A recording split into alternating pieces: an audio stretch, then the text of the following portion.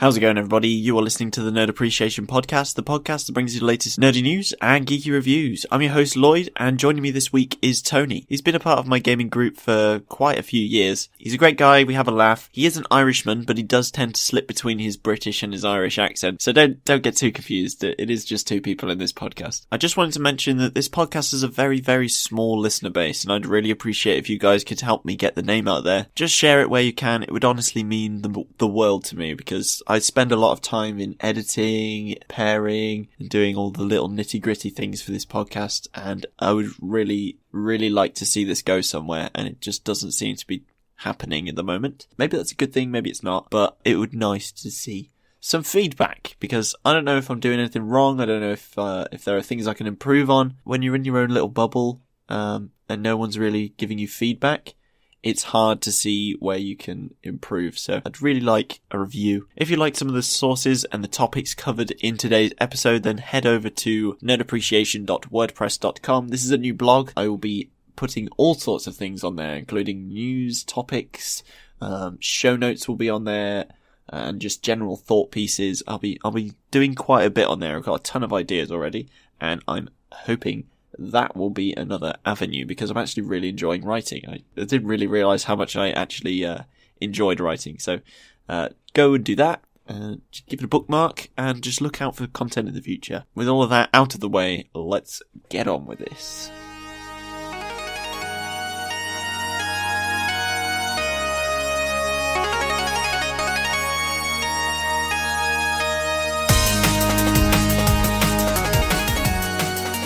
Hello? Hello? Are you there? No. I can't find my spectacles. Will you help me? It's very dark. How's it going, buddy? Not too bad. How about you? I'm doing alright. I have a cold. Yeah? I think the weather is finally getting a bit... I think summer is definitely over now. It's getting a wee bit nippy. It's starting to get a bit... Yeah. I moved my desk to my window, and my window doesn't shut because this house is old as fuck. So it's now freezing where I work. So I'm sat editing things, and I'm like, it was a bad mistake. And it's only going to get worse. That does not sound like fun. Yeah, so I'm going to have to think about that.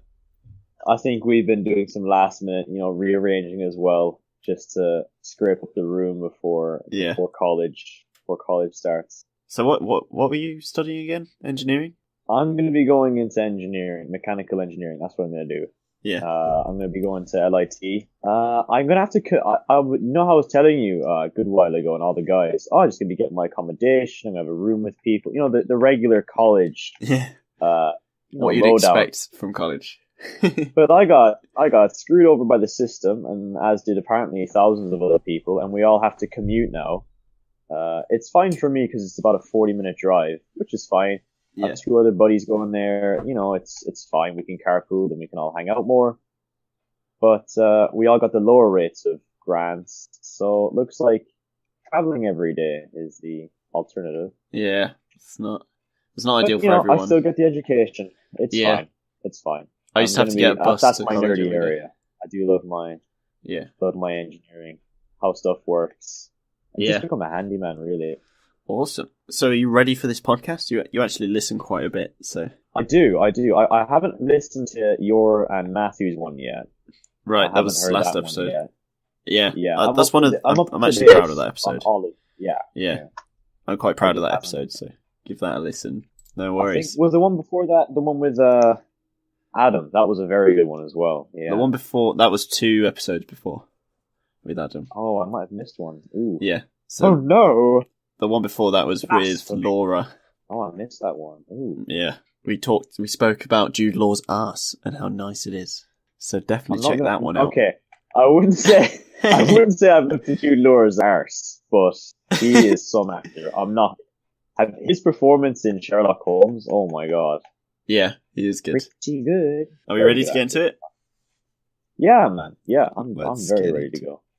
So we're going to jump into the What You've Been Up To segment. This is the segment in the show where we talk about what we've been doing, what we've been reading, what we've been playing, etc. So if you want to start us off, what have you been doing? What have you been playing recently?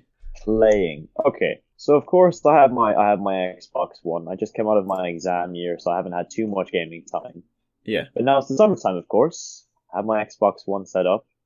The Xbox One S, to be specific, because the old one, I think it just ran out of power, you know? Yeah. And it's mainly been quite a mix, actually. So just to start the list, it's Titanfall 2, the Halo games, Ghost Recon. So I think my preferred genre is first-person shooters, to be honest. Yeah. That is where I thrive. I'm not gonna lie, I played the third-person adventures, the RPGs. They're very, very good. Yeah. But what sort of RPGs have you played? Ooh. Well, as of right now, not doing any. As of right now. But one that would stick out in my head, 2 games that would stick out in my head that I played over on the 360 a few years ago. Have you ever played the Batman games? The Arkham series, or? Yeah, the Arkham the original series. Ones. Yeah, Arkham Asylum and Arkham City. Yeah. Yeah, they're alright. I'm making my way through Asylum at the moment. I think those games are absolutely brilliant. Yeah. And they're very similar in a way to the Tomb Raider games as well. I really, really enjoyed them. They were great. Yeah, definitely the current series of Tomb Raider are a lot better. Yeah, they're good games. I haven't played the newest one, but definitely I couldn't get through the newest one. Blew me away. I've played the original the first Tomb Raider, as in the first one of the new series. I've played that so many times on literally every console that I own. Multiple times. It's so much fun. Too much. Yeah, Xbox 360, PS3, and then I played it again on the current gen. I think what I'm trying to get at is, you know how I think around E3 time they had this whole big opening of Sea of Thieves versus PlayStation, all this. And everyone's talking about, single player is dying. Everyone wants big multiplayer stuff. And then God of War came out. And I was like, wow. Yeah, man. That looks amazing. This whole past 2 years have been, like, proving people wrong in that regard. Like when Titanfall 2 came out, Titanfall 1 received so much shit for not having a single player experience. And Titanfall 2 came out and dropped one of the best campaigns I've ever played in a first-person shooter. Oh. A great campaign. That was an impeccable game. Good. Yeah. That was Yeah. But then you've got what came out. It was only like 6 hours, yeah. Yeah, it was short, but like it's enough to, because most games you go into it thinking I might learn something out of this campaign. And you kind of do in Titanfall 2. Where you learn the basic mechanics, but it's also teaching you about the story and the lore, because the campaign is set about 100 or so years before the multiplayer kind of takes place. So you go through, because you go through like the story of how that planet, like there's a planet in the sky on some of the maps where it's just completely obliterated, and you learn the story of how that came to be.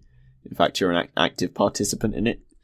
So it's really, it's good. And then you've got games like Horizon Zero Dawn, which came out last year, I think. And then you said God of War. So like people are being proved wrong. And The Witcher 3, one of the most successful single player games. It's just an impeccable game. I haven't played that. I just can't you need to, mate. To it. I really have to. I've heard so many. You definitely need to be on the hype train for CYBERPUNK, because that's going to be I've been having a few looks at it. Apparently those gameplay are released literally yesterday. Yeah, we're going to talk about that in the news, actually. But that's a first person game, so you're probably going to like that, and it's going to mesh the two of a single player experience and an FPS. In further terms of what I've been playing mainly is, I think about a month ago, I re-downloaded the Master Chief Collection. Yeah. Even though as you know, Matt told me, the multiplayer doesn't work. It's just broken. Yeah. It just doesn't. I mean, you can play the single player campaigns. It was a blast. Oh my! I was having some, personal drama, and I sat down for a free day where I was just like, bugger it, I'm gonna sit down and play the campaigns. I kid you not, I played all the way, in the space of 3 days, Halo 1, all the way through to the end of Halo 3. Yeah. I think I did some Halo 4 as well. I had a blast. Remastered.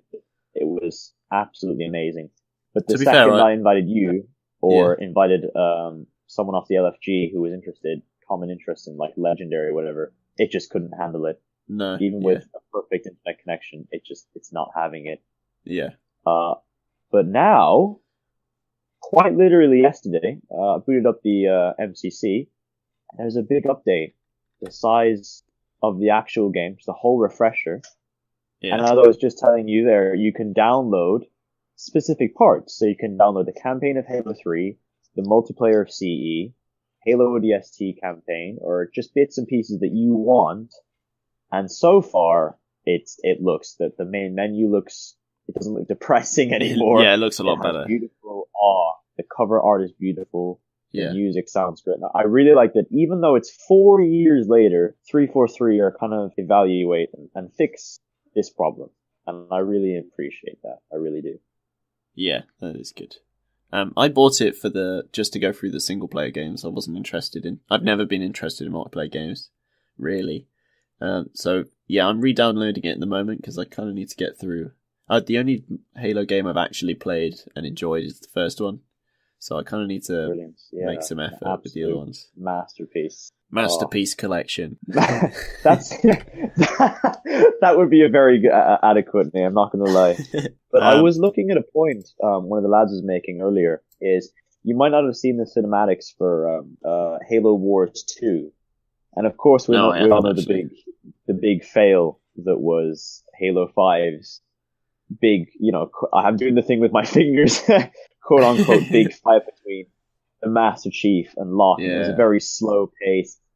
Because, in the lore, the Master Chief should have been towering over Locke by a good 2 feet, and it was a very slow, unrealistic fight. But when you watch the fight between, spoilers for Halo Wars 2, the 3 Spartans on Red Team versus Atriox, the prime brute, you could say, it was very fast paced and realistic, and it was very quick. A very quick fight over in a few seconds. Right. And I genuinely think with this update and the performance of Halo Wars 2, they might be getting back on track. Genuinely. Yeah, I think so. And especially with this Infinity trailer. Things are looking promising. Definitely. Oh, that trailer. Ho, ho, ho, ho. Yeah. Wow. Even though I'm excited. Yeah. You should be excited when Lloyd's excited about Halo. Yeah. That's a good indicator. Yeah. I haven't been playing a whole lot recently. I've just been... I downloaded For Honor this week. Yeah, so I downloaded For Honor the other day. My internet is absolutely garbage, so I can't actually do anything outside of play the campaign. So, but other than that, I'm enjoying the learning experience. I managed to get in a 1v1 with Matt, and he was teaching me his favourite characters' moveset. So, yeah, there's a definite skill barrier there. It's a hard game. So I don't really know. Could you explain it to me? How does it work? So I jump in. What kind of genre is it? Because I literally know nothing. So what can I expect? It has your typical game types. Dominion is sort of it's like what's it called in Titanfall? It's like domination. The bases. Yeah. So you got game types like that. You've got PvP and things like that. So it's like that. But it's with realistic, quote unquote, realistic combat.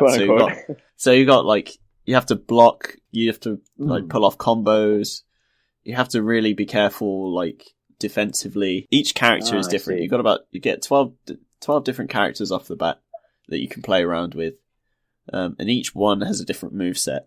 So you've got to really learn who you're playing as, and then on top of which you've got to learn who you're playing against, things like that. So it's a realistic combat style player versus player game. There are 3 factions. You can play as a knight, you can play as the Vikings, or you can play as the samurai. So it's really interesting in the fact that it brings those 3 eras together, because they're really interesting to me anyway, outside of this game. So it's a very niche, but it's fascinating. And it's a shame that my internet connection isn't good enough to actually enjoy the game properly, because I haven't actually finished a match yet. It'd be nice to get on and do that.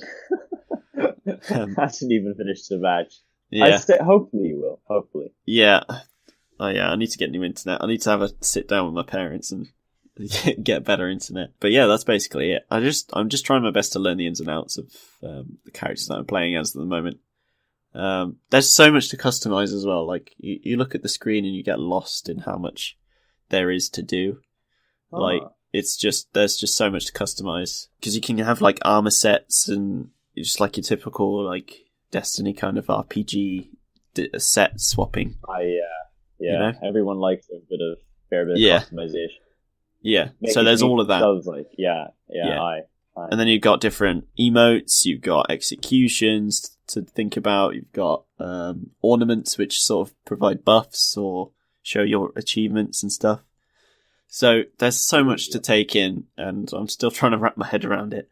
But yeah, like most games, I don't really spend too much time fussing over things like gear, because I was playing through Ghost Recon and I got through about 80% of the game before looking at like how to change your weapon and using the most effective means, So yeah, I'm not too worried about changing armor sets at the moment. I'm just like focusing on how to actually play the game before doing any of that. So this is quite a big thing I've been doing the last few days. This is why I haven't been on Xbox too much. Is one of my friends, he has two PlayStation 4s in his house. Right. And they're both in the same room, each with their own TV. The four of us all get together and we do Fortnite. And it's just the best thing ever. Because I looked at Fortnite a while ago, I was like, oh my god, this is just cancer. Look at this. Yeah. Oh my god. It's just memes and dabbing and and they're going, apparently it has a competitive side. I mean, there's ninjas after blowing up on YouTube and he's making millions. I will admit, this game. Like from what I've seen, the skill it would take to do that is mad. Oh my god. Like I won't poo-poo the fact that it looks like a difficult game to be good at. But I just can't deal with games like that. It just stresses me out. I won't be able to do it. The point is, we all gave it a try. And my buddy, I'll leave my name, he was like, hey guys, just, give it a try. Because I tried it and I quite enjoy it. A few games in, I can see why. Buddy, it's genuinely a good game. Yeah. I'm not gonna lie. It has a build, it's not a rip-off of PUBG. The only rip-off is the circle, and that's it. That is quite literally it. Everything else is original. They have this whole building aspect of manipulating your environment, this farming and these chests and these different color tiers of weapons and all these different, and it's not just weapons. They have all these different items like grenades and funky little fun stuff. Yeah. And of course the art side is different. It's all these bright colors and curves. So what we do is, that's what we've been playing, to get back to the point, is we sit down and we can either do, because it's not obviously not split screen. We do one player on each, and we do team doubles together. And literally yesterday, I was up there with my buddy. The other two lads weren't free, so it was just me and him. We played a lot of game of doubles. We won 2 games. Victory Royale, and it was great. It's a fun game. It really is. It's absolutely brilliant. However, I play by myself, and it's like no. Yeah. It's the game for friends. It's a party game, but that's it. Yeah, I think that's why it doesn't attract me so much. It's for me, it's play with friends or don't play at all. Yeah. It's a very memey game. I mean, we go, where are we dropping, boys? We go, Tilted Towers? Oh my god. It's genuinely great fun. It really is. Yeah. That's fair enough. But as far as what I've been playing, MCC and Fortnite. And Fortnite is very new to me, and it turned out to be very good. And who knows, as far as the future of MCC, I think and from the trailer of Infinite, I think there's a very bright future for Halo. Well, I like to think so. Yeah. We can't believe a word of what they tell us, cough cough, Halo 5's marketing. Yeah, as I said, I haven't been playing many games at the moment. What were you playing again? For Honor? Just For Honor, that's pretty much it. Because I did an episode last week, there hasn't been much different. So it's just been For Honor at the moment. Played a bit of The Witcher, Doom, but that's only negligible amounts, not a whole lot. I haven't been feeling the game hype as much recently. For Honor. I think because it's downloading, I'll give it a go. Make sure to give it a go. Don't just run into a match, just wait for one of us to be on, and we can 1v1 and teach you some of the basic moves. Once you found your character and you know the movesets, that's it, basically. I've actually quite recently got into D&D. Yeah. I have. Oh my god. You kind of think, this is of course the Nerd Appreciation podcast. I don't think I had reached that level of nerdy. But once you have your first game and you get like 15, oh my god.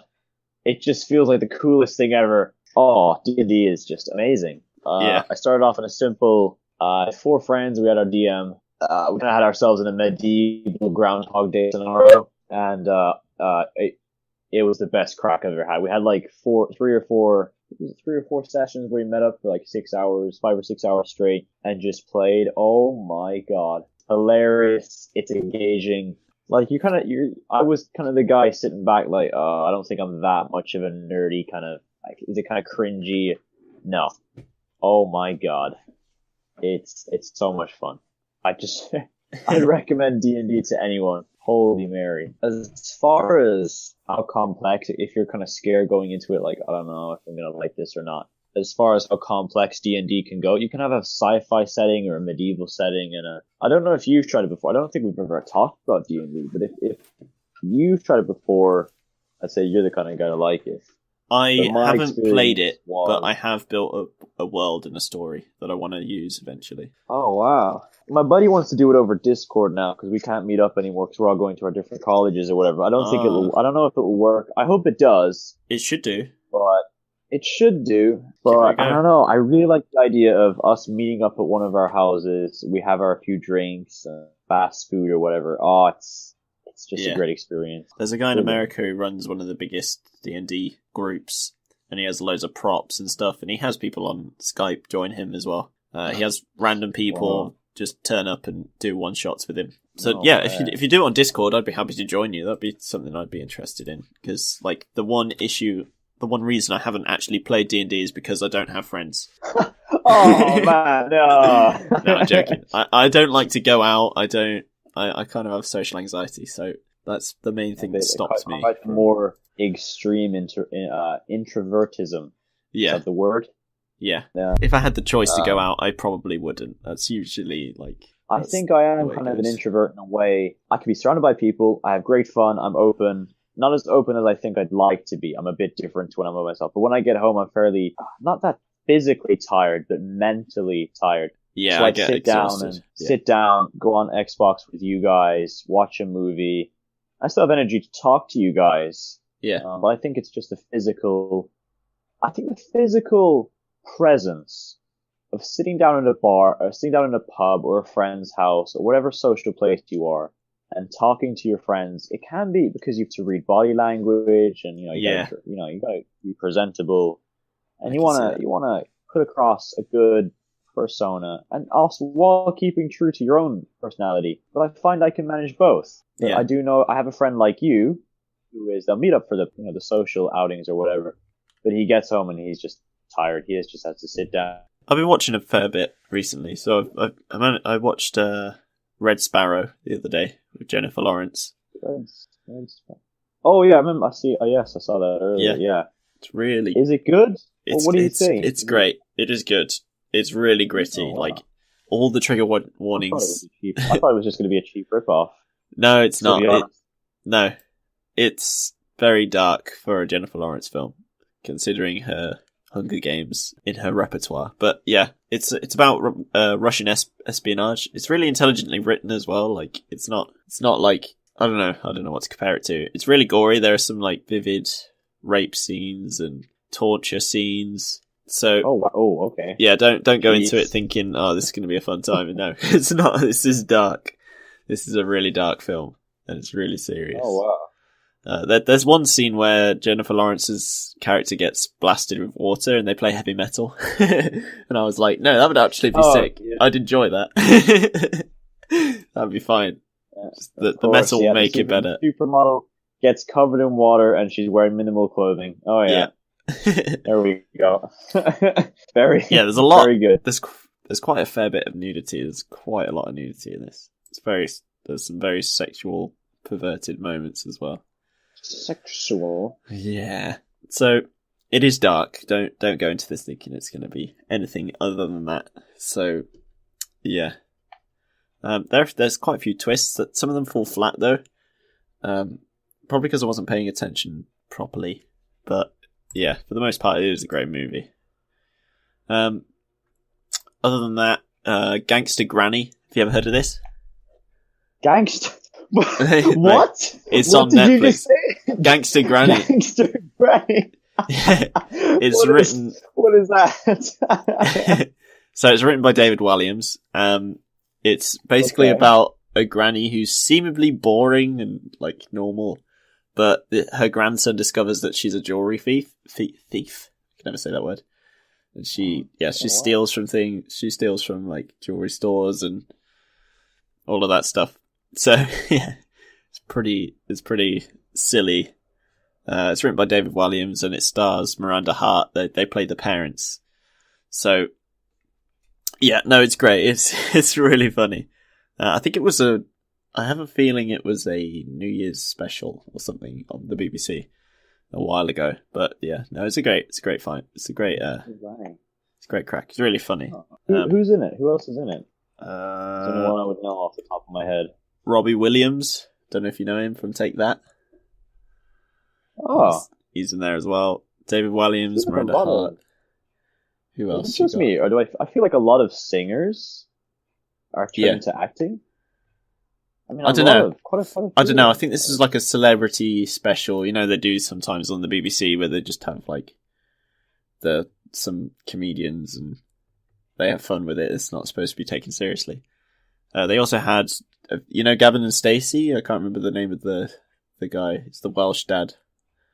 But he's in it as well. Okay. So there are a few stars. I think the granny actually played Marple at one point. So it's quite an array of characters. But yeah, it's a laugh. Definitely watch it. It's fucking great. But on the other hand, things that aren't as great. I've been watching Final Space, which is a new animated series on Netflix. I fell asleep.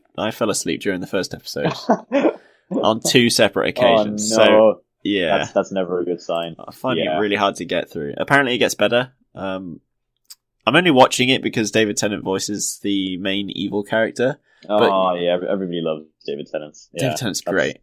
I love him so much. Yeah. But some actors, any role they do, you just love. Yeah. But with the character he plays, you have to really strain your ears to try and find his voice, which is good on his part. Like, his acting is great, because I didn't even know it was him until I listened to this podcast about it. I was like, oh, okay, I'll give it a try. I can't see myself continuing to watch it. I might pick it up eventually, but yeah, I don't know. I've watched about 3 episodes and I'm not overly keen. So that's all in terms of watch. What have you been watching anything recently? As I mentioned to you earlier, for some genius reason, there isn't a way to list everything I've watched on Netflix. Yeah, which is quite maddening because I've been watching a lot of stuff. I got the Netflix off you, and oh my god, almost every night I'm watching a movie or an episode of a TV series. Yeah, I think that's what's freshest in my mind. The first TV series that I kind of started was Altered Carbon. Yeah, Altered Carbon, the one where people just don't die. Essentially, they have this immortality. Essentially, I'm thinking of reading the book for that soon. Oh, that was amazing. I feel like the ending was very. Yeah, the ending was not great. How do I put it? The ending was very. Yeah, it was quite bad. it was quite bad. A bit open ended, I think. But my main spotlight now for what I've been watching is Quentin Tarantino movies. Yeah, definitely. Oh my god, I've just been catching up on all of them because I never watched them I literally only started watching them now. Oh, just any that spring to mind that you want to list? Literally last night I watched Kill Bill Volume 1. Mate, I got them on DVD. They're so good, aren't they? My god. I love the way I've noticed that all of Tarantino movies he divides them. In every movie he has chapter 1, chapter 2, chapter 3. Yeah. And that gives really good structure to a movie. Yeah. I really love how once you watch a regular old, blockbuster movie, you kind of like yeah, they're all kind of the same. Yeah. But I think if you weren't told, hey, this is a Quentin Tarantino movie, you kind of tell. It's a very unique style. and Yeah. just so good. They're easy to follow. He has. I'm gonna get into it now. Why not? He has these big wide angle shots that make you almost impatient with the scene. Big wide angle of the setting. So at the start to the Hateful Eight movie is a good solid 5 minutes of you're just looking around this desert landscape. But what it does, I think, just give you the sheer sense of setting, place, and how deserted they are, and what it's like to be. And then, of course, you're introduced to Samuel L. Jackson's character, who's stranded. So you can kind of relate to him being stuck out in the middle of nowhere. Yeah. And of course, all these 8 characters begin to mingle. It's a brilliant movie. Oh my god. Yeah, I still need to watch that. I can never see the plot twist to come. No. I never see them coming at all. Yeah. I was absolutely. I don't know how to put it. He has so he divides up his movies into different bits, and he has his own flavors, but he has a lot of different tones. So one second it's very serious, everything's in black and white, and the next minute he has these hilarious retro soundboard cues when 2 characters look each other in the eyes for some reason. Yeah. He somehow masters comedy and a sense of seriousness at the same time. I don't know how, but he does it. He does it very well. And I think to wrap up what I've been watching, I watched Now You See Me. All right. 1 and 2, back to back. Yeah, I did the same. The first one was amazing, but the second one was, it was pretty bad. Yeah. You know how there's a good few standalone movies where you go, it's fine the way it is. Don't make another one. I think the best part of Now You See Me 2 was Daniel Radcliffe. Or was he in the first one? I think, he's in the second one. Yeah, he's in the second one. Yeah. But the first one, I think, was very, very good. Oh my god, it was amazing. Yeah, I have a lot of problems with that. With the second one or the first one? Both, really.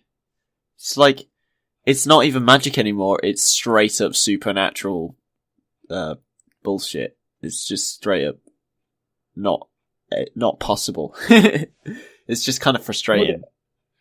Yeah, no, I like how they explain all the big main heists, but then they have smaller little acts of magic that he falls backwards into a puddle that's, it's just fucking fingernail deep and disappears, and they don't explain that, where you're kind of going, he just vanished in front of my eyes. He literally dematerialized. Okay. And so he's going, God. Okay. Jesus, this guy's pretty omnipotent here. Yeah. That's the sort of stuff I had a problem with. I like how they explain, do you remember the scene in the middle of London where it's raining and he sort of gets strobe lighting to make it seem like the rain is flowing backwards? That sort of shit, that's really good because it's foreshadowed and it's explained. But cool. Having him just disappear into a puddle right after that scene sort of makes everything else feel like, okay. I guess he could just do anything. And you don't feel scared at any moment for these characters. You never once feel like these characters are going to die. Straight up to the second movie where they're being forced out of a plane, you're already thinking they're going to survive this. Oh, yeah. No, because they've literally demonstrated. The plot twist. Yeah. Yeah. Mm-hmm. They've Very demonstrated the plot twist. About... The first movie was like, oh my god, I never saw that coming. Like, holy shit. I'm not going to spoil it for, people who might actually It is go a great this, plot twist. It's like, oh my god, this character the whole time, as the last person you expect, is a magician. You're like, what? Yeah. And in the second movie, you're like, oh, because Yeah. I think that's the cliche of modern movies, though. If you make a sequel, you know which characters, okay, this is the main character, they can't kill you off. Yeah. I know this is completely off tangent now, but that's where Game of Thrones comes in, doesn't it? Explain. And if you're not up to date on Game of Thrones, beep you because how are you not up to date? Sean Bean at the end of the first season, I was like, what? Yeah. just is there something? No. Yeah. He's dead. I remember feeling that. And I remember then thinking, like, oh, so literally all of the cinema I've experienced in my entire life has taught me to believe that the main characters, or the high-end paid actors, are always going to survive, no matter what. And Game of Thrones, like, really threw us for a loop there, and was like, no, nobody is safe because this is what would really happen. There's no such thing as evil. There's no such thing as good and bad. People die, and that's the end of it. You know, going so far as to show you the blade go through Ned's neck is God, you're brutal. literally thinking through that scene. You're like sitting there. Yeah, this is just like, happening. oh, someone's gonna come in. Yeah, someone's gonna come in last second.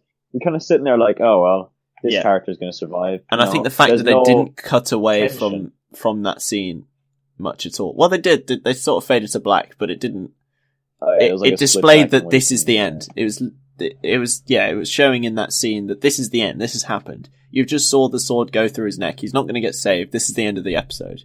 Fuck you. He's dead. Yeah, yeah. One of your, he was my favorite character. No, he was a bit stupid. He's a bit thick, but he's lovable. He's a good dad at heart. He is a very lovable character. Oh, yeah. They both have blonde hair. Yeah. Are you up to date in your Game of Thrones all the way to the end? I am, yes. I'm currently trying to go through the books. Season 7. Yeah. Oh, the books? Oh, yeah. The books are a bit ahead, aren't they? But no, the books are behind now. What? Oh, yeah, wow. they overtook the series in the last... I guess they kind of left their god in the shadows there. Yeah, because George R. R. Martin helps write the show anyway, so he's sort of helping them do that. But, yeah, there are definitely some moments in the book. Yeah. There are definitely some moments that he's said, like, okay, this isn't going to happen when the book comes out. So, I've always seen them as two separate entities anyway. Like, they are adaptations, and I can appreciate them for what they are. Like, the amount of problems I have with the Harry Potter books, and I think the films are great. Oh, God, because they're different in my mind. They're not the same universe. They are separate entities. I can compartmentalize them enough. They are very different. Yeah. So, the fact that the series is ahead doesn't have spoilers for me, because I already know what's going to happen at the end of the book series because all of them have been covered in the series. I've watched every episode, so I know what's going to happen in the books for the most part, but it hasn't spoiled it for me because I'm still enjoying the process of going through that. And like with the books as well, it's written in the person's perspective, in the character's perspective. We're not really given a third person narrator. We're experiencing the chapter through the eyes of the character, almost.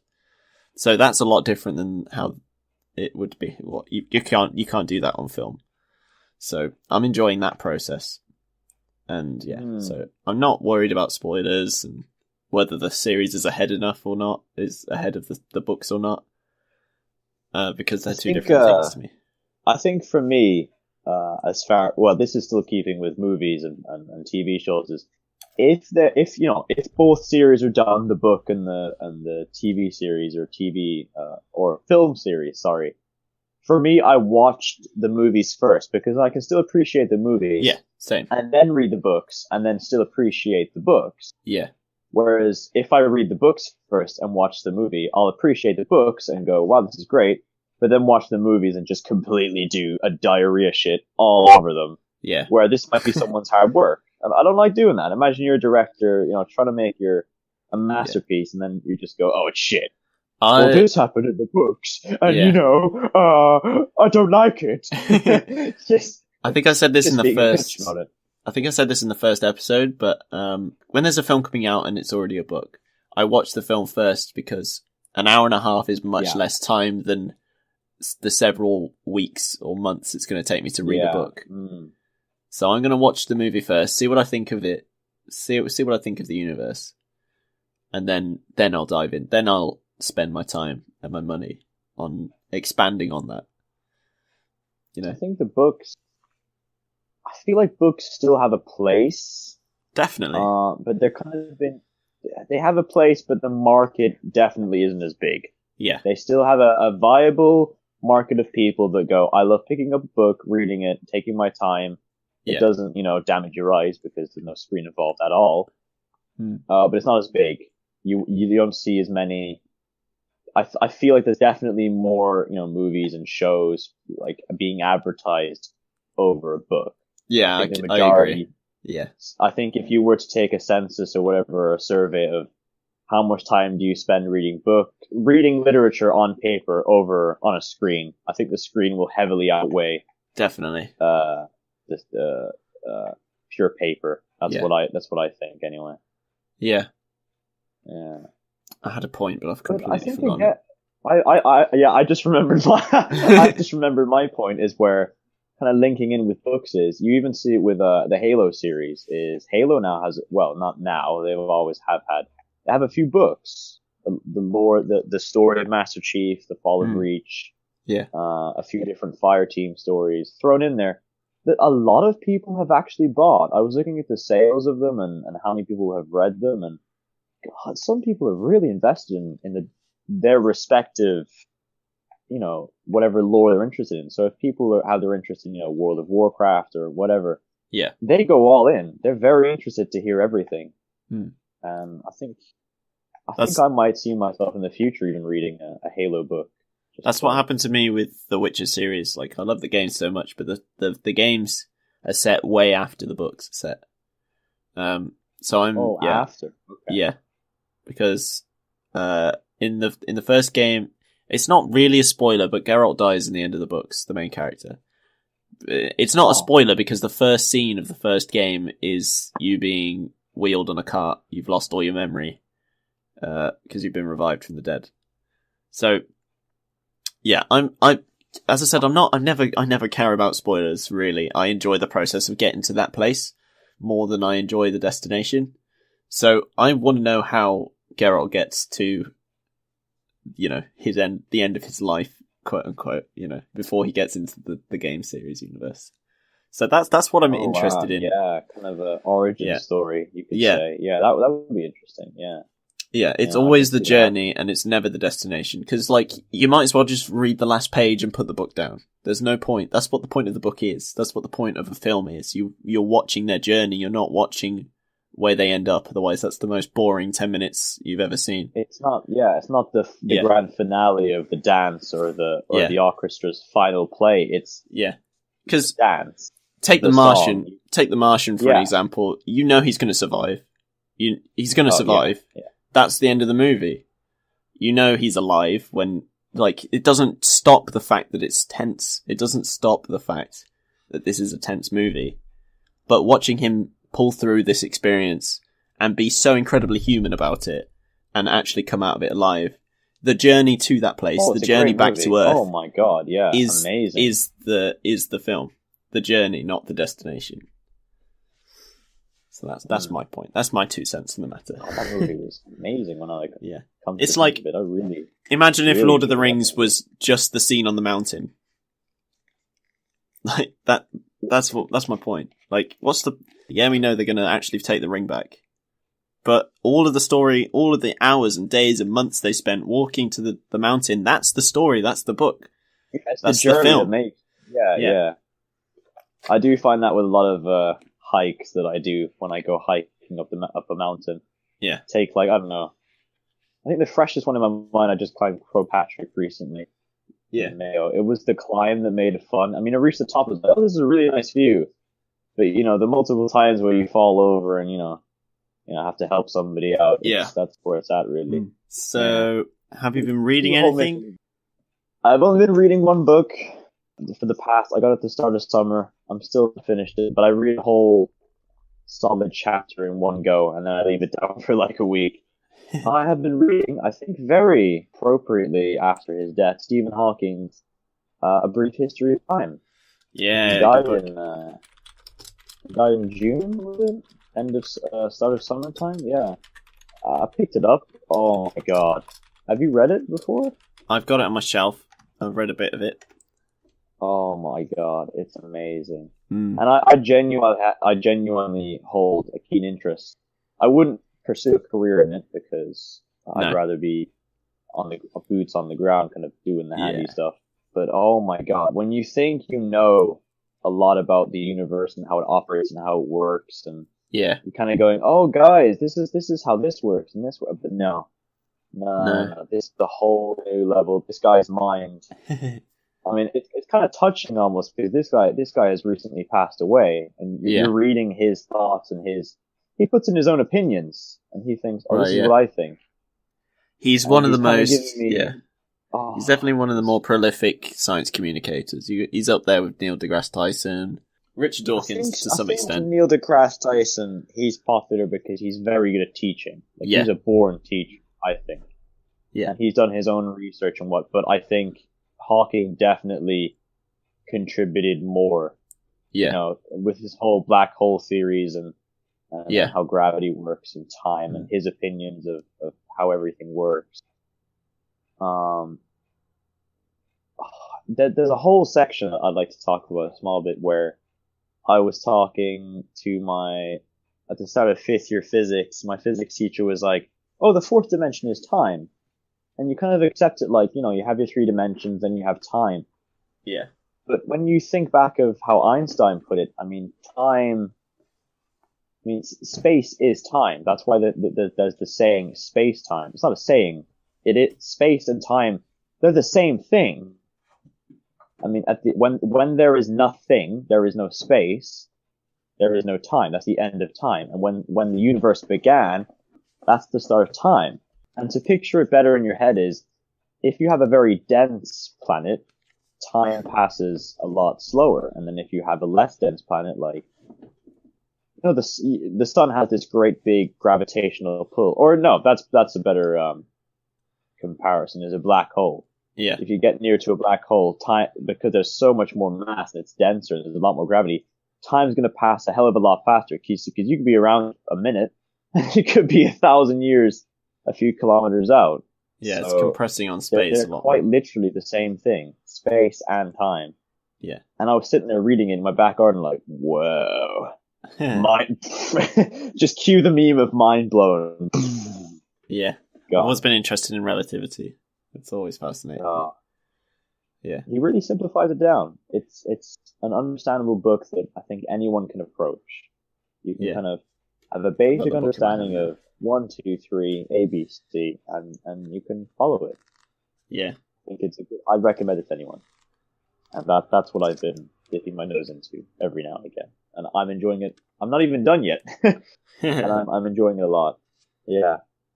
Yeah, I've got the book in my hand right now, so I'm probably going to read that later on.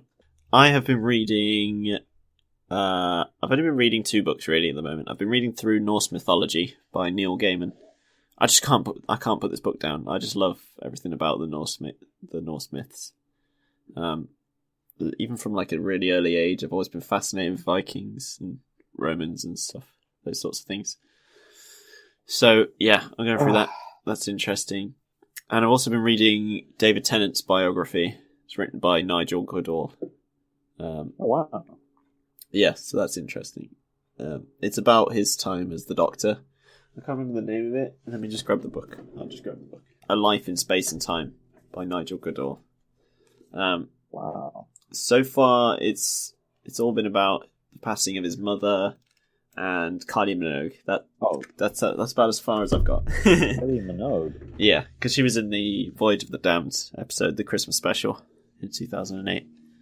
And yeah, I've never been really into Doctor Who too much. I am obsessed. I never really got into it. Yeah, I'm obsessed. Never really got into it. So during the filming of this, like, Kylie Minogue had cancer at one point too, but during the filming of the Christmas special, Tennant's mother passed away. So Kylie Minogue was basically there to support him, and she helped him out a lot because he had quite a difficult time of it. They had to take a week off filming just so he can, grieve and stuff. So, yeah, I didn't actually know any of that. So I've already learned something new about one of my heroes. I'm absolutely obsessed with Doctor Who, so I want to learn about this a bit more. Doctor Who? Doctor what? Hello? Anything else have we been doing? That's pretty much it for me. Yes, reading, watching, it's not too much. I try not to juggle too many things, because I think it kind of splits my attention.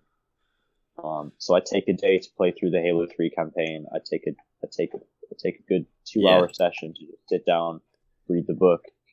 I'm kind of the opposite of that. Get into a TV series, I sit down, I take the 2 hours, and I go, okay, let's pay attention. Because I think it's important to give your attention, your whole undivided attention to someone's work. I mean, you have these things, they take so many people.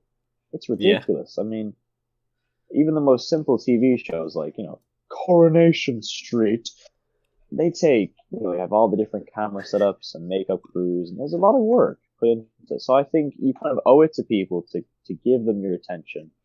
Sit down. Because I can't do that. Some people, so I have a friend who could, or is it you? It's probably me. You can. I think it's you. Yeah, you were saying I you literally can watch can't. a YouTube video and play a game at the same time. I feel like if I'm watching something or if I'm playing something, I feel like I have to be doing something else. Like, I can't just sit down and watch a TV show. I have to be doing something with my hands. What? So I'm either on my phone or I'm on my laptop or I'm playing a game. I can't just sit there and watch something. It's really difficult. Like, reading is the only form of media. I have to have music on. I can't just read in silence sometimes. Sometimes I can, sometimes I can't. What? It's just like, it's an ADHD thing, I think. What? Yeah. But are you able to keep your attention on the book at hand? If say you're reading... Not all the time. No, I struggle, which is why it takes me so long. And I always read that might not help. 5 or 6. That might not help. You might miss details. I read 5 or 6 books at the same time, and I speed read. What? Yeah. No way. I get really bored. I have to trust my instinct, and I just trust myself to pick up a book that I think I'm going to be interested in, and I just read it. I don't force myself to read something if I'm bored or if I can't be bothered. There's just no point in doing. I'll only read my book because it's a properly nerdy sciencey book, The Brief History of Time. If I'm feeling in a sciencey mood, that's it. If I'm not feeling the mood, it's no. Yeah. Whereas I was like, when I picked up the biography, it's been sat on my bookshelf for over a year or two, and I was just feeling I'd been watching Doctor Who recently, and I'm interested. I can't wait for the new series. So I was like, I feel in a Doctor Who mood. I'm gonna read David Tennant's biography, something like that. But like, I have to trust myself I have to trust my instincts enough to pick up a book. I can't just force myself to read it, otherwise I'm never going to take in any information, But like, that's kind of, I can never do that. I just cannot relate. I can only do it with certain games. Sounds crazy. You're crazy. Who are you? I can't play Titanfall and watch something else. There's just so much going on. I can't concentrate. But I can play Monster Hunter. Oh, you mean like it has to be a single player game? Yeah, I can play Titanfall and devote all of my attention to that. That's fine. I can't watch something in the background. That is a very, very fast-paced game. Yeah, to be fair. And there's a lot of you have to listen to audio and stuff. So there's a lot going on with that. But it's usually the single player games, like not so much the more story orientated games like The Witcher. But I have to watch something else at the same time, or like just have something on. I'll listen to a podcast. I'll have it on my laptop so I can easily pause it when there's a cutscene or something, and I can divide my attention enough where I can take enough from each thing. I don't know how I do it. I just do. Oh yeah, I know we're kind of still just leaving the whole what you've been up to topic, but that's actually I think a whole different medium. What have you been listening to in terms of podcasts? Because I think I only got introduced to podcasts because of you, but oh my god. Yeah. When you're doing, boring day-to-day tasks like, wash the dishes, Anthony. Yeah. Here, clean up this, Anthony. Just something that takes about half an hour. Throw on a podcast. You can educate yourself. Yeah. It can be factual. It can be a comedic. It can be just pure gossip. It can be about video games. I have a podcast called Complete Drivel that I listen to. You guys should listen to the Nerd Appreciation Podcast. An advertisement inside your own podcast. You're welcome. Yeah. But also I do listen to the Joe Rogan podcast. Yeah, I think everybody has to. He's just one of the greats. That's a great podcast. That truly is. Oh, brilliant. One of my favorites is The Drunken Peasants. I cannot not listen to that. I have to listen to them. Wow. They're so great. It's just a fun. That's usually what I'm listening to when I'm playing a game. It's just a bunch of guys chatting shit about what happened in the news recently. They're just talking a load of bollocks. They get drunk. They get high. It's just a laugh. They get drunk and high. Yeah, it's a bunch of lads just chilling out and having fun, and that's one of the favorite. Yeah. That was one of the podcasts that got me into wanting to be a podcaster as well. So. But I listen to a good few. The Weekly Planet is another inspiration of mine. Oh, I never heard of that one. Shit. They're two Australian guys. Yeah. They talk about media and the news. It's basically like this, but like way more fun, way more chemistry. You see, this is why I don't talk about what I've been listening to, because I'll end up promoting every other podcast apart from myself. See, I think it might even be a problem, actually, because I think you have almost too much variety going on. Yeah. Whereas I have one or two podcasts, I listen to it. If I get bored, I switch. If I finish a movie, move on to the next. I finish a TV series. Because when I was watching Altered Carbon, I finished it, and then I moved on to, I think, was it Sherlock? Yeah. I rewatched the earlier episodes again. Yeah, I have a lot of free time of dead air. What you do. No, yeah, I'm currently listening to 21 podcasts, different podcasts. 21, man, Jesus. Yeah, but I have a lot of commute. I walk to work. You don't get mixed up, do you? No. Oh wow, fair enough. I walk to work. I do gardening. When I'm editing, sometimes I'll need something to listen to. When I'm like making a thumbnail for the podcast, or if I'm working, I'll have something to listen to.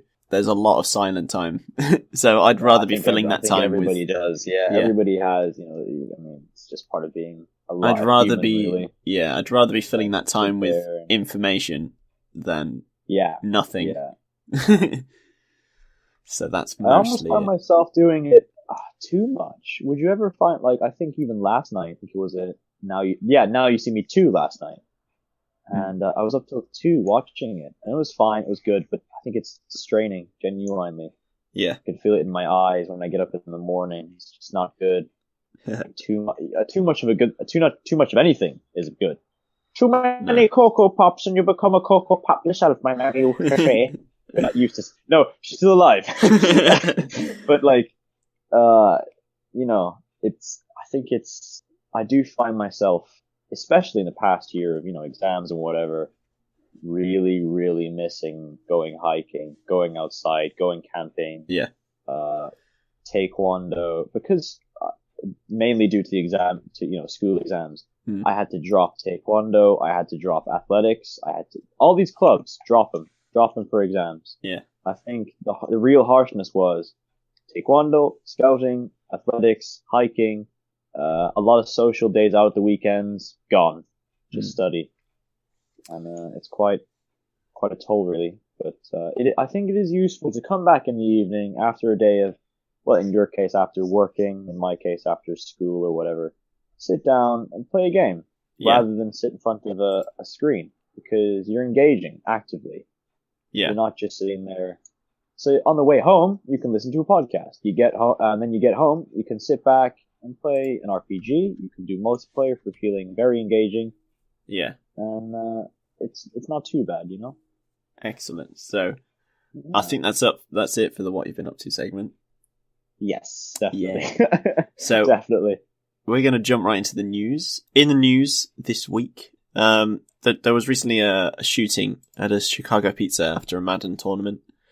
It's quite big news. I don't even know where to begin with this, really. I don't know. Like, do you have the article in front? Yeah. Yeah, I've got the article. The lowdown. What happened? So, I'm quite in the dark. Basically, there was a Madden tournament in Florida.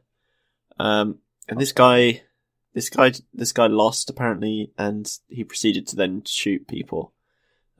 He killed 2 people before killing himself, and he injured. Yeah, and he injured another 11 people by gunfire. One person got their thumb shot off. No games for them, I guess. Yeah. Well, no, you can get a prosthetic one, because you don't really need the bending of the thumb. Yeah, probably so. Maybe sewed it back on. Probably. Back to it's kind of serious though. This is pretty horrific. So in this article it says Jacksonville Sheriff Mike Williams said that Katz, which is the name of the gunman, Katz killed himself after the shooting, and that his body was found along with those of his 2 victims. Wow. Police say he used one handgun that they know of. So he obviously had extra ammo, because he's injured 11 people and killed 2 people and himself. So he was prepared for this. He's been in tournaments before. Over a game, like over a video game. Over a game, yeah. I mean, if you look If you look at his photo, Madness. he This looks is crazy. pretty pathetic. Oh, yeah. I saw Yeah. the photo before we started. Oh my god. Yeah. This guy. Did I say it earlier as well? You know, they were, before the game starts, they go, okay, this is this player. This player's been in the tournament since this year. Yeah. And they were talking about this guy's a stone cold. Look at his face. And this guy's face is like, he's stone cold. He's not here to play. He's not here to make friends. He's not here to have a good time. He's here to win. Yeah, I've got that excerpt here. I can read that out. It says, you're not going to get much emotion from him. David Katz keeps to himself. He's a man of business. He's not here for the experience. He's not here to make friends. He's all business. He's focused. To get him to open up and talk about anything is like pulling teeth. So that suggests to me that he's quite reclusive. He's pretty obsessive about this game. Wow. This is kind of, I don't know what to say, what to think. You know, this is fucking ridiculous. I watched a guy briefly talk about, he's on YouTube. His name is Paul Joseph Watson. He gives his own opinion, and he says, he talks about, imagine being so invested in a video game. You go to a big tournament, hundreds of people. I know it's a competitive event, but when you have something that big, come on, it's mainly social. But when you have someone who's there, that serious about a video game, and you're kind of there going, okay, if there's a cash prize, fine. But it's that, what kind of society makes such a young guy? I mean, how old is this guy? Was he 24? Was it? What kind of society makes such a cold person? Well, it's America anyway. I mean, America's quite. I don't think it's a product of society. He looks very reclusive. He does look very. No, I don't think. Yeah, I don't want to blame it on society, is it? Yeah. But the fact that he was able to get a gun, he looks mentally unstable. Yeah, that was a wrong move by me. Sorry, I don't mean to do that. No, I don't want to blame a whole community. No, it's alright. But in a sense, his lack of empathy, or just being in a right place of mind over a video game, pull out a handgun. You said he had a gun that he was allowed to carry on him. Yeah, the police said. So he has a gun on him. That seems like a cold place to live in America. Yeah. I mean, anyone could. I saw the stats. I mean, I watched this guy, this comedian, John something Howard. He's a British guy. You know, the mass shooting 4 months ago. That was another one. I think it was the Vegas one. Yeah. And it's gotten worse. There's 89 guns for every 100 people in America. Blimey. I'm not gonna give my political opinion here. Yeah, and be like, they have an obsession with guns, and no. I mean, I'm hardly the guy to come for a country solution with guns, but I think they just gotta find a resolve. It's brutal. Yeah. I think absolutely brutal. I think my main takeaway from this is is this going to revitalize the whole video games make kids violent thing that happened? Oh, they're going to be all over this. That's going to be one hell of a. I think that's just proper BS. Video games make kids violent, in my opinion. Yeah. I haven't heard what do you think? What's your opinion on? So I've been playing games for a good few years, and I can see why people might think that, because there's a lot of brutal things in games and questionable things that kids have a hold of. Even down to popular franchises, the amount of kids who play Call of Duty or Grand Theft Auto. There are some problematic things in those games, but I think it's mostly down to the parents who don't understand what they're buying for their kids, and they're not understing ratings and things like that. There is a big label number at the bottom right of the corner or whatever that says 16, 18, 7. And I think it's because I'm not blaming parents as a whole, because it's not just parents, but I think the whole stigmatization that people have, video games are violent, therefore you can't play it. No, that's the wrong way to do it. There's a wrong Sit down with your kid and ask him, why do you want to play this game? What are you going to get out of it? And then decide. Maybe play with him. Understand the game a bit more. Ooh, that's a good alternative, yeah. Yeah. Oh my god, that sounds like a great idea. That would make great memories. If parents spent more time playing with their child and less time stigmatizing them for playing games, the less violent the outcome, in my opinion. Yeah, that's a very good idea. Because you're not going to stop kids from playing games. Kids have played games throughout millennia. It's just taken a different form now.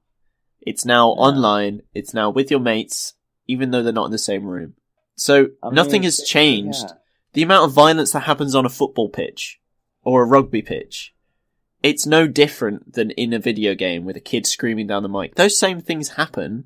It's just they're a little desensitized to it, and they're not given the proper.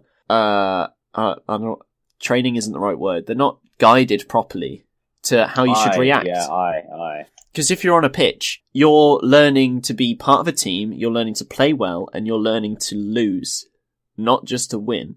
You're learning to lose properly and to be a good sport. You are being actively taught on a pitch for the most part. When you're sat on your own, in a room, losing constantly, you're sat there screaming and reeing and fucking being a terrible sport. Yeah. There's just no... children aren't being taught how to be good sports. Like, I had to learn it myself, because my mum and dad, they're not interested in games, and I don't blame them. But I had to learn myself how to be a good sport and how to lose before accepting a win. You know, and I'm still struggling with that. I still get really fucking annoyed when I lose a game, but I'm slowly learning that it's all part. And the Titanfall community is great for that. Like, I always send a GG to the top player if I thought they did. If I've killed them a few times and they did well, I'd send a GG. There's too much it takes a lot of skill going on. I think. Yeah. Spend less time worrying about what your kid is doing and actually invest some time in fucking learning it. Yeah, you just put some effort in there and. So that's something I'm definitely going to do when I'm an adult. When I'm a parent, is learning these games that the kids are playing. I think, so 2 points came into my head when you were talking about, the first one is, I think this just goes back to the very, very, very basic, now this might sound cliche, yin and yang. I mean, there's only winning if somebody loses. You can't win every single time. By God, you can try. Victory is only sweet if you've lost in the past. I mean, goddamn.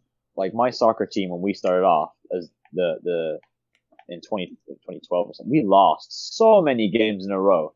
And then we won our first game because we trained so hard. Yeah. There's no point. I mean, all these participation trophies, and it just doesn't work. It doesn't belong. It's not healthy. Yeah. What else was it? What were we saying earlier about games as well? Oh yeah, the kids' attitude to games is, no, video games don't make you. Of course, they can piss you off, and you're sitting there screaming at the TV, going, "There are violent games, like oh god, Doom is brutal, and there's some savage. games that are absolutely, my god." There are definitely games that kids should not be playing. Definitely, but it's up to the parent to make that decision, I think. And not enough good decisions are being made by parents. It's not entirely the parents' fault. It was peer pressure. Yeah. It wasn't, I wanted to play it because Call of Duty looks like a fun game. It's because, everybody else in the classroom is talking about it. I want to be involved. Can I get this game? And it's just like, no, it says 18 on the cover. Yeah. But John and Timmy are allowed to play it, and my mom goes, no, well, you're my son, and you're not playing something that has 18 in it, and I thank her for it now. Yeah, definitely. Well, it's a good thing that quite good. It's a good thing she did that, because it's a shit game, whether she knew it or not. Yeah, it really is. Yeah, no, it kind of. But I think with video games, if I were to have kids in the future, whatever, I think I'd go with the 1-up rule, where if a game is rated, 16, and they're the one below. So if they're 12, I'll let them play a 15. Yeah. The one above you can play. Because, come on, it says 18, but a 15 and 16-year-old can play an 18, no problem. It's not that much. And it's not cut and paste. Like, there are kids that can handle a different level of I don't stuff. think protecting kids is good for them. I mean, literally, not even 100 years ago, 18-year-old boys were on the beaches of Normandy. Yeah. And now it's like, we need safe spaces because someone calling someone this hurts their feelings. I'm kind of here going, I don't know of the story with Britain, but over here in Ireland, it's, words don't hurt. Yeah. Oh, it hurts? Oh. Sticks and stones. That's, Jesus. Yeah. Tell you what hurts, a punch hurts, but words are just words, I think. I mean, fair enough, they can get really, really deep and, try to get really into your bones and shit.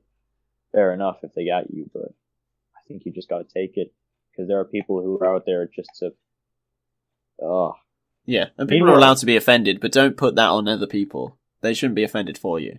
I was offended. Like, it's not against the law. I was offended. Yeah. Nothing happened. Right. Yeah. Good for you. Not against the law. They haven't. He offended me. He broke the law because he offended me. Yeah. If he straight up racist and goes, "Oh, you're not as good a person as me because you're Mexican," that's racism. That's how it works. Yeah. But if they go, "Oh, I don't like you. You work in Delhi," and of course you're gonna be offended, and you might love your job. Whatever. Nothing happens if you're offended. I think we've become a very sensitive culture. Definitely. That's the point that I'm trying to get at. But, like, there are people who try and call out... Yeah, but, like, the age rating thing is irrelevant, because this shooter was playing Madden. That's not a violent game. That's... Is it basketball or rugby? It's American football. No, it's American football. Oh, yeah. God. That's not a violent game. There's no blood in that. American football is such a pussy game. Rugby is the way to go. Anyway. Sorry.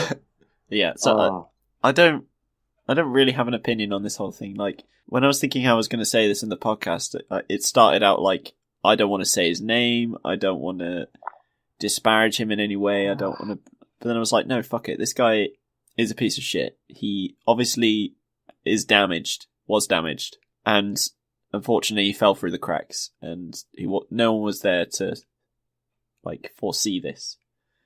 It's just an unfortunate event. And, yeah, my heart goes out to the people who are victim of this. That's just... Yeah. I've never been to... I'd love to go to something like, E3 or Gamescom. But imagine showing up at a big social gaming event and someone pulls out a gun. Yeah, but it wasn't even just games. The place where it was, the Chicago Pizza, that's a pizza shop that has game consoles inside. So people were waiting for their pizzas, and they were getting shot. So, yeah. I think we're just going to move on, because it's a hard subject. I don't really know what to say about it all. I remember waking up to the news, and I was like, okay, great. Not great, in the platonic sense. Yay, dead people. Yay! So, yeah, we're going to move on to more happier news, for me at least. CD Projekt Red, on Monday afternoon, streamed gameplay of... Was it Monday or was it Tuesday? It's irrelevant. CD Projekt live streamed gameplay of CYBERPUNK 2077. CYBERPUNK, yeah, I knew you were going to say that. Okay. Yeah, Monday evening they streamed about 50 minutes of gameplay on their Twitch channel. So I tuned in for that. It looks pretty cool. Like, it looks great. It looks beautiful, and I'm really excited, to say the least. Yeah, I think I was saying earlier, I think this would be your kind of game, because it's got that RPG element, but it's still a first-person shooter. So this is going to be right up your alley. I think I'll take to it pretty well. Yeah, I'm hoping and praying it's probably not going to happen, but if they have a co-op in this, then that would be great for us. We'd just have fun playing that. Is it a single player? It's probably going to be a single player, given their track record. I haven't seen anything about an online aspect to it, but that would be massive if they did that. That would be so cool. Yeah, they showed us things like the character creation screen, and the world, what it's like, the RPG elements that are involved in it. It looks great. The character models are beautiful. You play as sort of this android robot-y kind of person. So that's interesting. It's like Altered Carbon, but it's less biological and it's more robot bodies. Replacing body parts. Yeah. So that's definitely cool aspects to it. That's very cool, Yeah. So in the first few minutes, they were already showing us some like bullet time abilities. So you can upgrade your body and it does different things. So you can get like a new bionic arm or some shit. Yeah. They showed us later on you can get this implant on your arm, and it connects to your gun. So they've made like the universe make sense in the fact that you can only see the amount in your magazine on your HUD if you have this upgrade. Does that make sense? Oh, that's so cool. So your HUD isn't just full of information. the HUD aspects make sense within the universe. They are actual aspects of your character. So you get this implant on your hand, and it connects to your weapon, and it tells you how much is in your magazine, the gun stats and things like that. So that's an interesting way to deal with that sort of thing, because I've always looked for a game that does those sorts of things. So that's interesting. Cyberpunk isn't a fresh new series. There's a previous. No, this used to be a board game called 2080 or something like that. So I'm assuming it's set in the 90s. Oh yeah, 2077. That's yeah. That feels like a very close future. That's yeah. That's with our lifetimes anyway.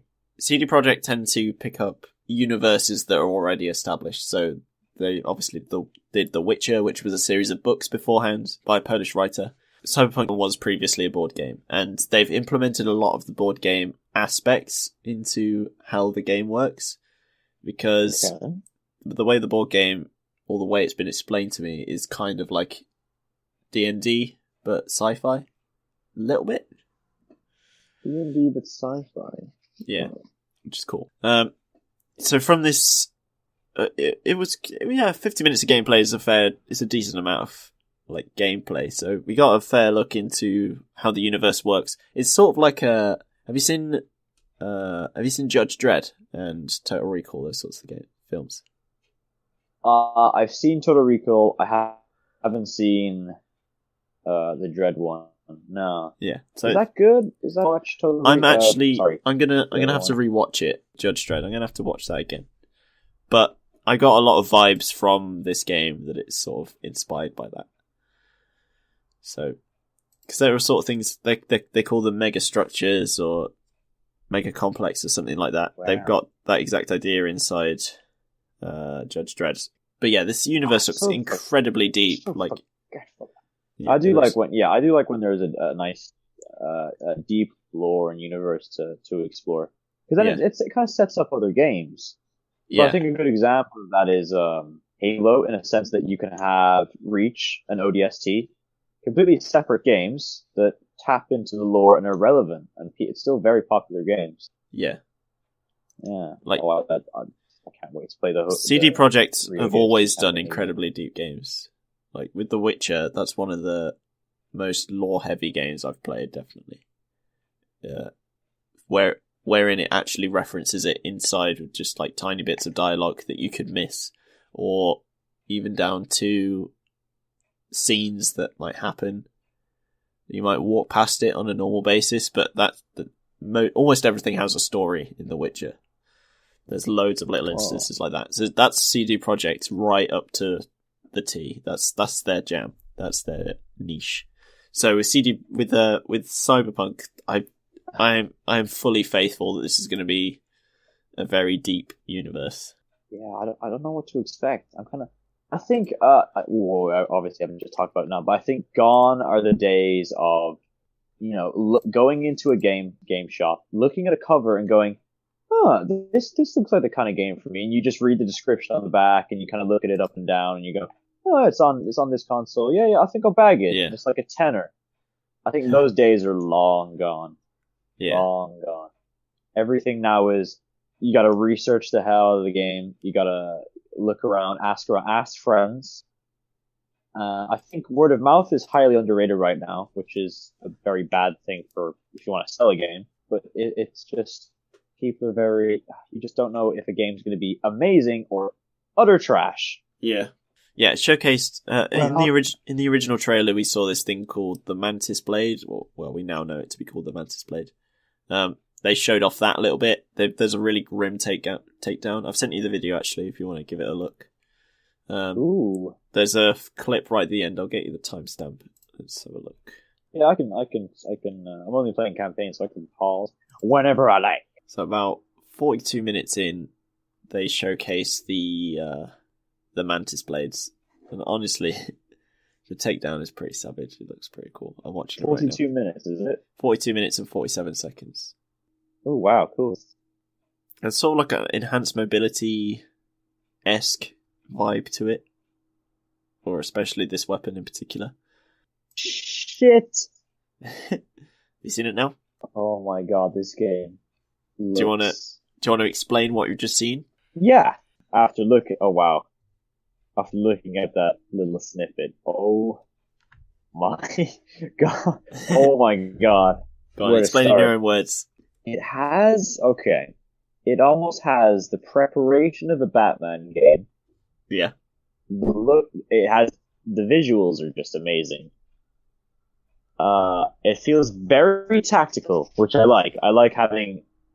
Oh, wow. Yeah, it sort of reminded me of Fallout. That was brutal. Regard. These spikes coming out, these spears essentially coming out of your arms. Yeah, it's very unique. I haven't seen something like that before. I haven't seen anything like that before. It's unique. If you skip to 12, it's fresh. 12 minutes and 30 seconds, and just watch that through a bit. It sort of shows you how deep this, how they've upgraded the system in terms of how AI works. Whoa. So there's a lot more people. Just watch that through, and the title card as well. That's the open world. Holy shit! So it's like this sort of Hong Kong-esque. Are you outside yet? Are you watching the outside bit? Whoa. So you walk outside and there's these massive complex structures and just people everywhere, cars and adverts, and your HUD is full of adverts. There's things, information. This is jam-packed. Holy. Yeah. It's mad. It's absolutely mad. Oh, so man. It looks like they've mastered the open world and they've improved on, because The Witcher's fucking huge. It's mega. And this just looks so much more. So I'm all in. I am excited to death of this game. I really cannot wait. So excited for this game. Oh my god, it's amazing. I've converted you have. I'm very excited for that. That looks very unique. It looks like its own. I feel like that's going to dominate the market. I think so. There's a load of hype around it, definitely at the moment. I just can't wait. It just looks fantastic. But as they kept saying in the trailer, things are subject to change. So I don't know how much or what exactly they might change. But just as it is right now in this beta form, it looks fantastic. So I'm proper excited. I'm gobsmacked. I'm lost for words. I am lost for words. It's good, isn't it? Oh my gosh. I want to get me some of that. So what else is in the news? Anything else? So, lastly, we have here, last week Matt said that they're not going to do the third Star Wars film. I think he meant they're not going to do the spin-offs. But the way he said it, it sounded like they're cancelling the trilogy. Rogue One was genuinely so good. It was great, and then Han Solo wasn't, and then they're going to cancel Obi-Wan. What? Yeah, they Don't cancel Obi-Wan. Oh yeah, I didn't even bother watching. I didn't even bother watching Han Solo. I didn't even bother. I don't want to know his backstory. I'd rather him be this elusive character. I don't need a backstory. Just leave him. Cool, just leave him the fuck alone. You can't in one movie kill him off and then say, "Oh no, it's all right. We'll provide backstory." No, leave it. Give him a backstory. So we'll give him a backstory. So you hate us even more for killing him. Yeah. Yeah. So in Star Wars related news, Matt Smith, who is a former Doctor, he's the 11th Doctor. He's supposed to have a key role, quote unquote, in the next Star Wars film, in the final one of the trilogy, the 9th Star Wars film. I don't know what he's going to be. No one's saying anything at this point. He's definitely been taken on as one of the cast members. It's all under wraps. So it's not big news, but yeah, I kind of wanted a way to. I don't know if Matt meant to say that they're cancelling the spin-offs, but it's fine either way. It's all good. Oh god, I mean Star Wars. It's just gone downhill, I think. This is a point this is a great point that I had saved for this podcast. Here we go. Now, first thing that might come to mind is, this guy's a bit of a sexist pig. But there seems to be an epidemic of the need for strong female characters. And I'm there going, what do you mean there's a need? We already have loads of likable, great female characters. Yeah. I feel like it's already even. Yeah. I mean, Lara Croft, Tomb Raider, Princess Leia. Alien. Ridley Scott from Alien. What was the girl from Sarah Connor from Terminator? I mean, you don't need to force it down our throat. I mean, it's just you don't remember the gender of the character. Yeah, you just remember the. I was going to say, like, the gender is irrelevant if the relevant. character is The amazing. gender is not relevant. I mean, it's like I don't know where. Yeah. I don't know where. I think it's because of all the Americans in there. Great characters shouldn't be defined by their no. gender. Like, how different would Harry Potter be if Harry Potter was a female? No different. And it doesn't make it's irrelevant. Oh, I have the best point to make. Okay, we don't know. Okay, the Master Chief barely talks at all, and you barely hear his voice that much at all. So if he had no dialogue, like a lot of characters don't, you have no idea of telling if he's a guy or a girl. Yeah, you just don't, because I mean, I know in Halo 5 they kind of like had the butts of the women for some reason, I don't know, but like in the original Halo Wars, you couldn't tell the difference because they all look the same in the armor. Yeah. It wouldn't make a difference if the Master Chief was a guy or a girl. It's the character and what they're doing that makes them interesting. Going back in time a bit. This whole identity politics and identity, it's just, I don't understand. I genuinely don't understand. Yeah. I'm lost. I just don't understand.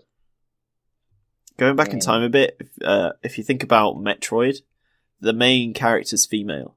But you don't realise that until the end. It's completely irrelevant, the fact that she's a female, because she is a blank slate. You're supposed to go into this universe as a player, not as, oh, I'm this role. And, yeah, you then realise that you've been playing as a female this whole time. And at the time, that was a revelation. They were like, oh my god, this is amazing, because this is around the time where Alien was big. And Alien was a big influence for the creation of Metroid, the Samus's character.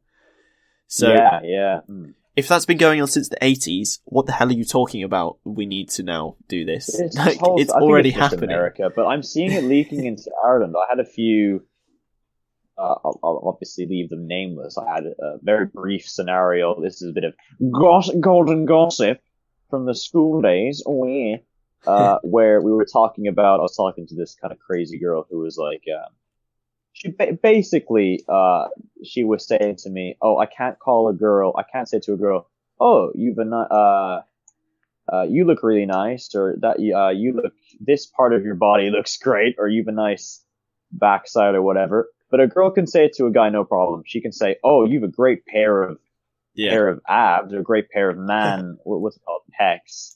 But when you say it to a woman, oh, it's. And I just said it to her. I gave her the scenario, and I said to her. So if I say to you, you have a nice pair of knockers there now, you'll get offended. But if you said to a muscly guy, oh, you have a nice pair of pecs, it's fine.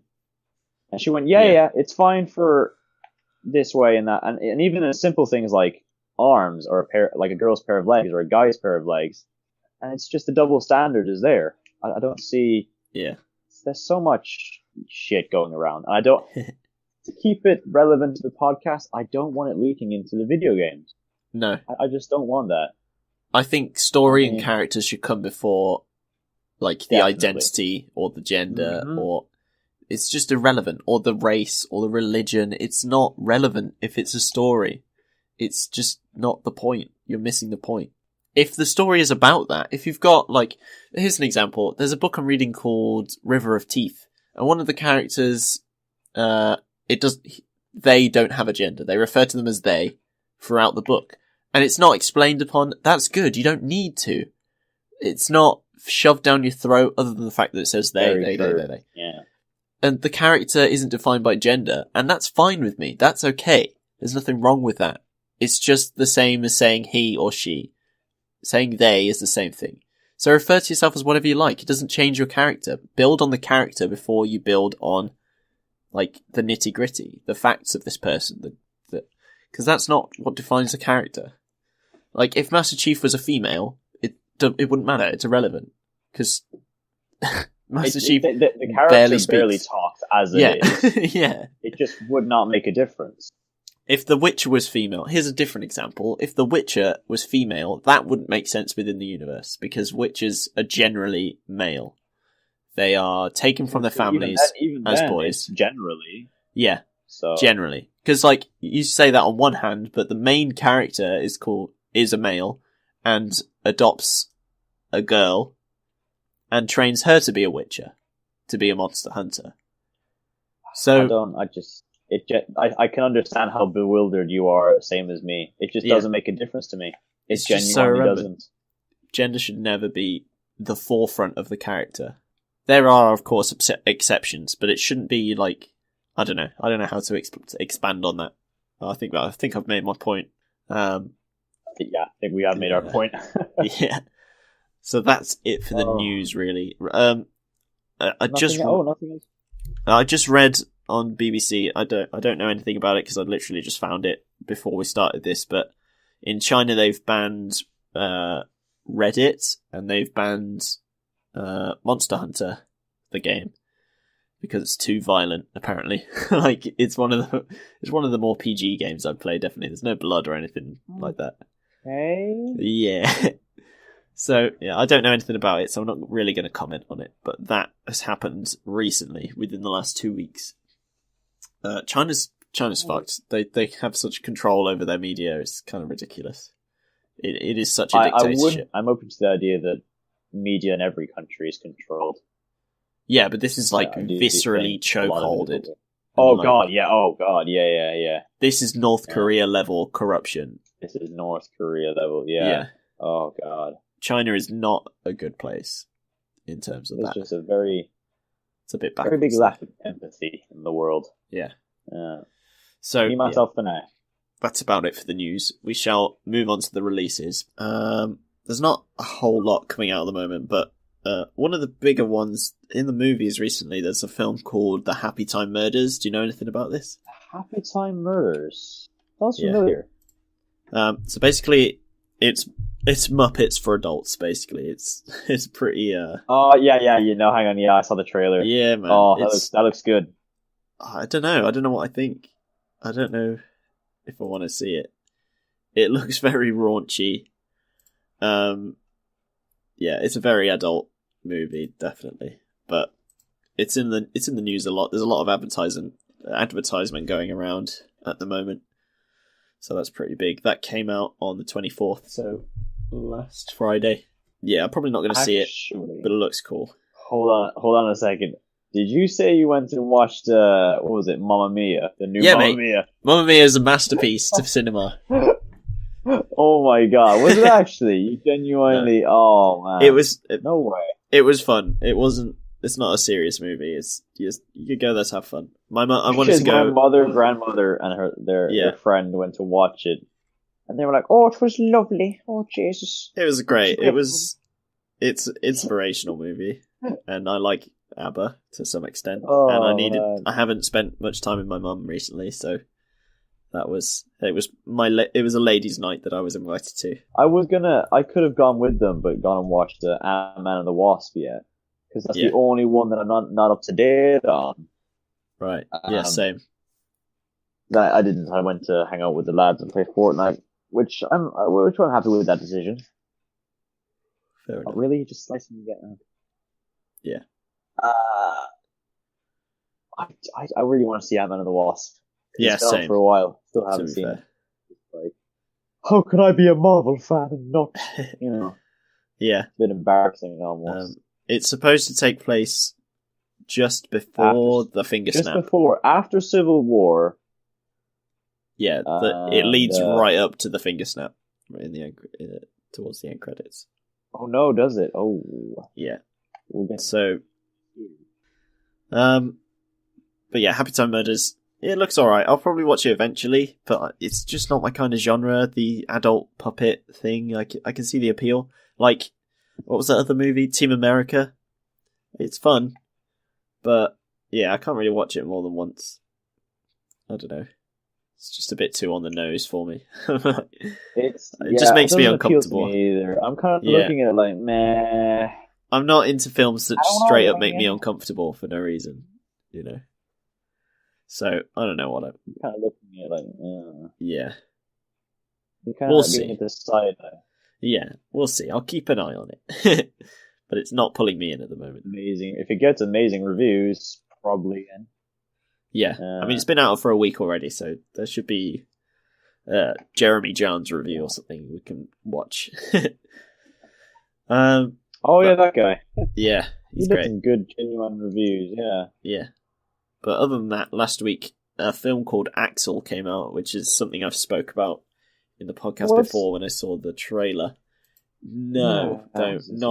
Doesn't look great. It looks like, I think it's a kids' film for the most part anyway. Yes, it is. It's PG. But it looks like... what does it look like? It looks like Transformers, sort of robot style. I don't know. Yeah, I don't know how I feel about this one either. Because there's literally fuck all out at the moment. Yeah. Yeah, it's a robot dog with a artificial intelligence. It forms an emotional bond with the main character, and they get chased down by the military, blah blah blah. So yeah, it's a bit too out there. It's a kids' film anyway, so.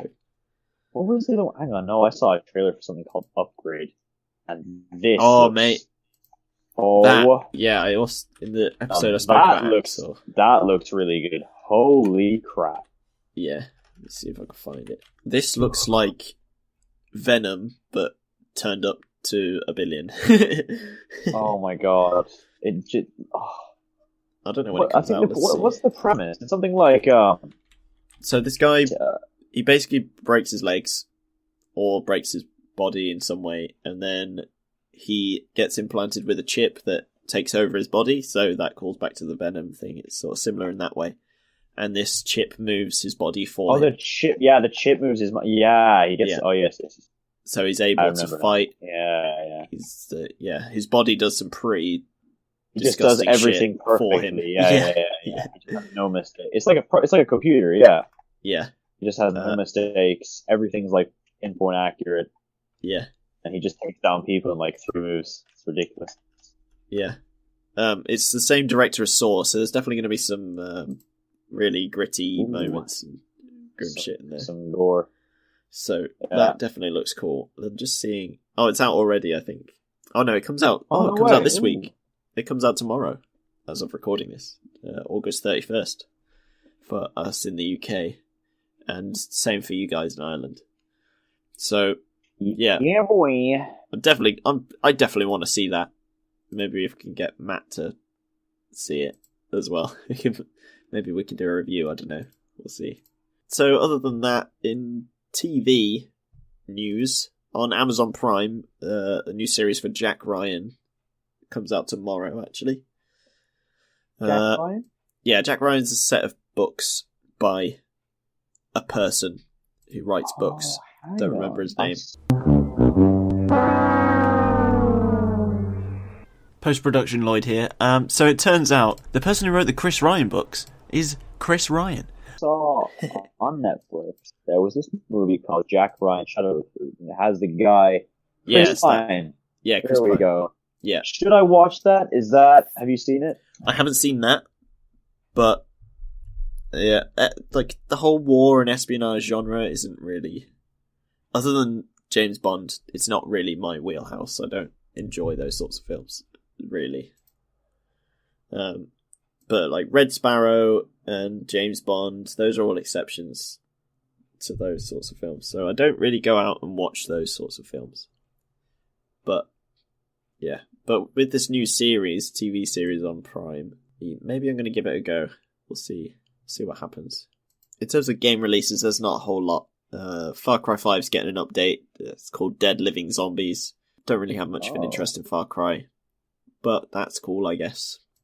Was it like I played Far Cry 3. I enjoyed it. It was very unique. It was a fresh game.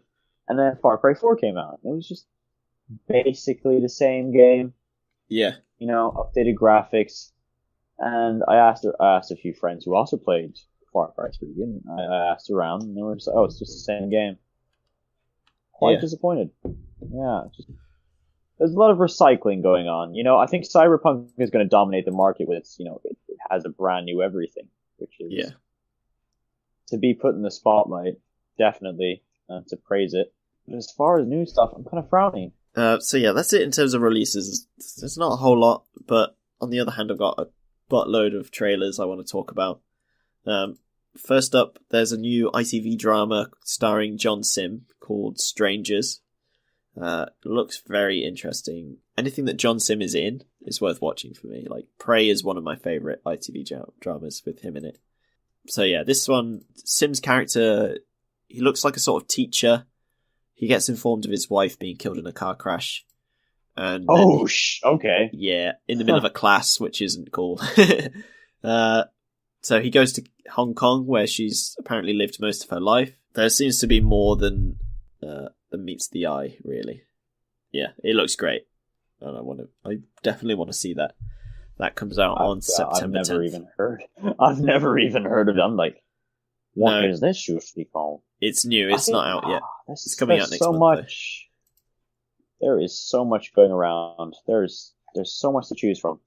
There's so much media. I really do envy your patience to make this podcast. You know, I think it's every week. You know it every 2 weeks. Every fortnight. Dab. Just bass boosted dabbing. No, because I just trying to keep up with everything that's new in music. I put my hands together for you, buddy. There is so much to keep going. Yeah. Movies and books and TV shows and what's good and what's not. Because for me, I think I have a very distinct taste. I want something. Yeah, same. No, to be fair, once I find a TV show that I'm invested in and I want to see what happens next, yeah, I'm in. I'm going to watch that's what happened with Altered Carbon. Yeah. I was invested, I was interested, I was like, ooh, what's going to happen to this character? What's going to happen to this man? Oh, I never saw that. Oh, and he's dead. Oh, Jon Snow is dead. Oh no. Spoilers. No. Little Johnny's listening to the podcast like, no, Jon Snow dies. Don't worry. He comes back. Dumbledore dies. You know, Voldemort gets his nose back. Spoilers everywhere. Here we go. I'm gonna spoil everything. Voldemort takes Snape's nose at the end of the film. Oh my god, yeah. I think that's the whole reason that Voldemort killed Snape. It wasn't because of information. He was jealous of his ginormous nose. I have it, yeah. His jealous of his hooked nose. I have no nose. Meanwhile, Severus, you have enough noses for two, you bastard. Avada-kedavra. That's how the end of the film panned out. That's how, that was the first screenwriting proposal. And then it was just Tim, and he was drunk, and he walked into the screenwriting office one day like, guys, this is the proposal. Voldemort's gonna go, Severus, give me your nose or I'll take your nose or your life. And Severus goes, fuck off, mate. No. And then they just tell Jimmy to okay, you can leave now. You're drunk. Go home. And that's why they've changed producers halfway through the series. That's why. Sweet insights from Tony there. So that's what happens. Other trailers. We'll move on swiftly because we're nearly at 2 hours. Jesus Christ. Oh God. So there's a film called The Outlaw King coming out on Netflix soonish. It's starring Chris Pratt. It's starring Chris. Oh my God, I cannot say his name. Chris Pratt. No, it's starring Chris Pine, which sort of ties into what we were saying before. Yeah. So it's set in 14th century Scotland, and it's about Robert the Bruce. I know nothing about this character, this person. So I'm gonna watch this. It looks fantastic. Pine's acting looks great. He looks a bit out of place. He's a little bit too Hollywood perfect for 14th century shitting in the street Scotland, you know. But yeah, it looks good. I'm gonna give it a watch when that comes out, definitely. Give it a fair chance. Yeah. I'm enjoying sort of I'm going back and enjoying history at the moment. I quite enjoy learning new things. I do think he's genuinely a good actor. Yeah, I like him. Yeah, definitely. His performance in the Star Wars movies were very good. Yeah. Very, very good. Yeah, absolutely. Star Wars or Star Trek? Star Trek. I said Star Wars? Oh. He wasn't in Star Wars. My mistake. As far as I know. He definitely is. As the younger Captain Kirk, that was definitely... His performance was very, very good. He manages to play Kirk while not being the Kirk that we've seen before. He plays a very new definitely character. younger, more naive, more reckless and rebellious Kirk. That we all, Yeah. you know, it definitely gives meaning to his wisdom in the older originals. You know. Yeah. So other trailers we got. Shazam got a second trailer. What's your thoughts on Shazam? Yeah. Do you know I thought it was a joke. Are they actually No, legit. They're making Are a they real. serious? Yeah. Oh, I thought it was just like a piss take comedy movie. No, they're bringing that out. They're doing it. Oh, it looked like a joke to me. It does look like a joke. I thought it was a comedic. Joke. I just don't care about this movie. I don't want to watch DC it. they just DC have fallen from grace. Yeah. They have Batman, and that's it. That's all they have. Batman's great. Yeah. I don't know. DC just fallen. They're just not. I love how the Marvel have this great big MCU that the whole world is watching, and then the DC are just like, here, Shazam. He's got his hair gelled back, and it's funny and stuff. DC is sat in the corner like, oh, what if the Joker was a gangster and he was covered in tattoos? Oh, that'd be so good. But it's not. It's like, your ideas are shit. What if he was a ninja? What if Batman Ninja was actually kind of, I don't know. I watched it. Nah. Can't be fucked. That was pretty bad. Yeah. It was pretty bad. That flopped so hard. Yeah. It's a cool concept, but like, don't then make it. It looks shit. Just like, it's cool enough art-wise. It's a cool idea, but don't make it. You don't need to, because it's probably going to be shit. And it was, so proves me right. Oh, it was terrible. Yeah. Oh my god. So bad. I don't even know I watched to the end. It went like full Power Rangers and shit. I don't know what the fuck was going on. Oh my god, yeah. Wait, am I allowed to swear? I forgot to ask. No, you can swear. It's fine. I don't give a fuck. I don't give a fuck.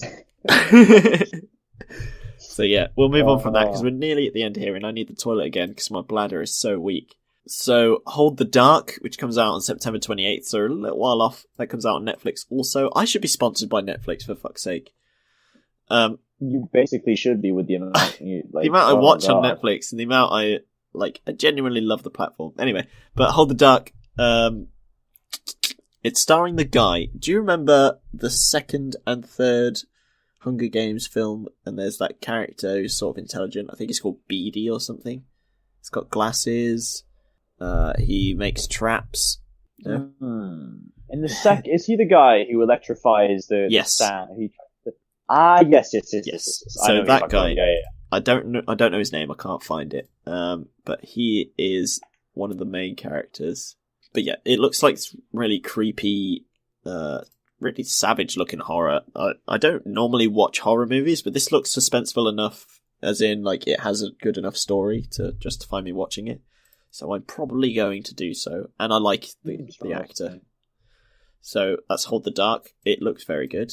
I will give it a watch. Hold the Dark. And finally, we've got The First Man. The second trailer came out recently. Starring, yes. You know about this one? Looking at this. Oh, yes. So it's starring Ryan Gosling. It's about this. It's a story of Neil Armstrong, isn't it? Yeah. Yes. So Neil. Essentially. Ryan Gosling is playing Neil Armstrong, and it's about the first moon mission.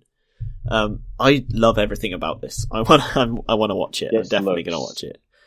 Yeah, I probably would genuinely buy a ticket. Yeah. That's what I'm thinking. Yeah, I love. Oh, it looks. Yeah. Very promising. Very promising. Yeah, I think more people need to learn, like, the ins and outs of what these people have to go through in order to, perform these scientific endeavors. As big as going off planet, that's huge. I feel like we're definitely going to see the race for Mars in our lifetime. Definitely. I hope so.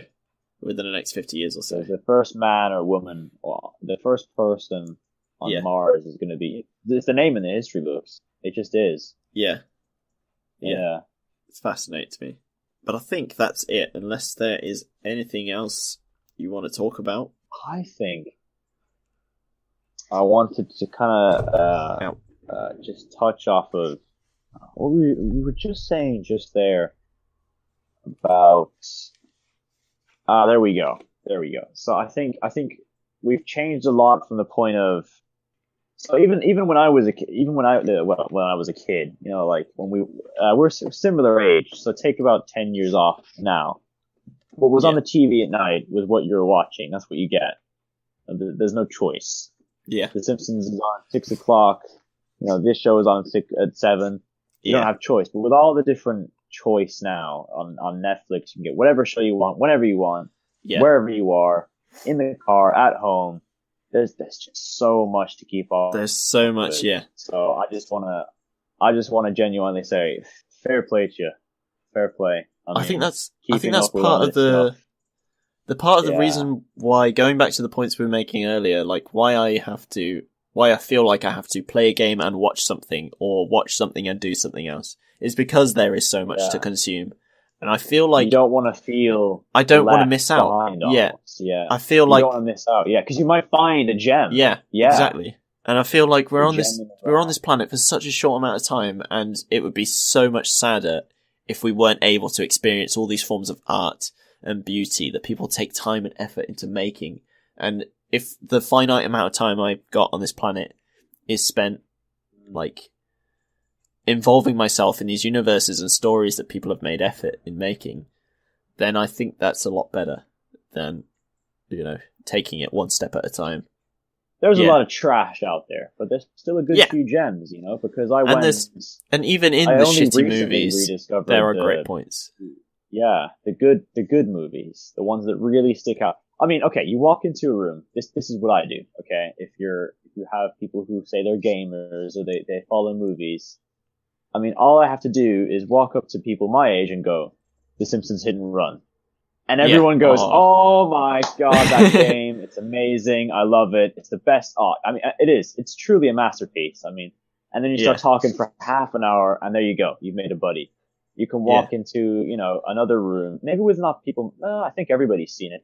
And you can go, if you're talking about movies, you can go, Shawshank Redemption, and everyone goes, "Oh my god, that movie is amazing!" And everybody, I mean, there's ones that really stand out from the crowd.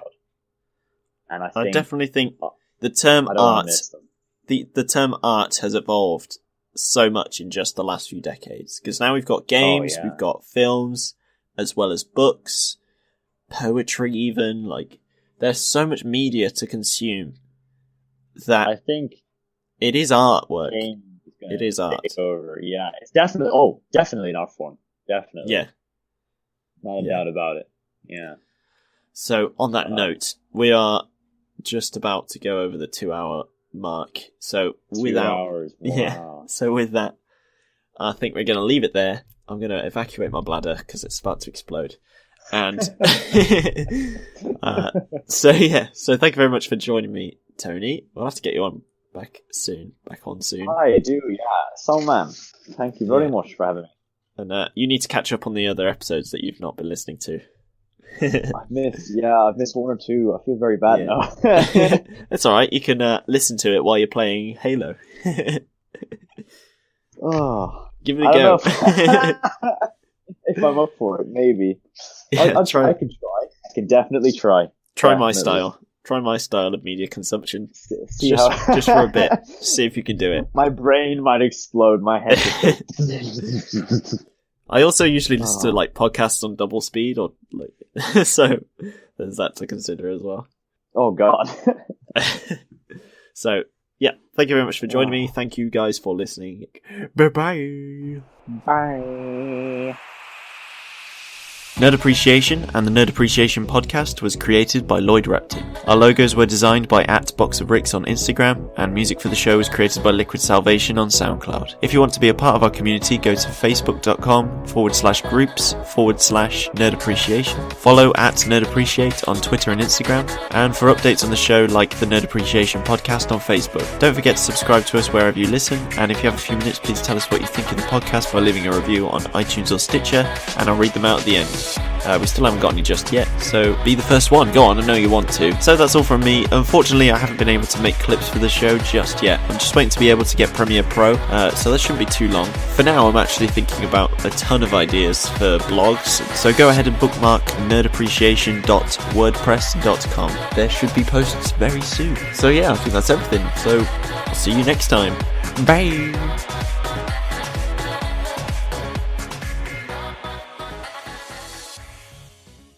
Be the first one. Go on. Just for me. Just do. I'll even tickle your balls for you. Don't put that in there. Edit that bit out.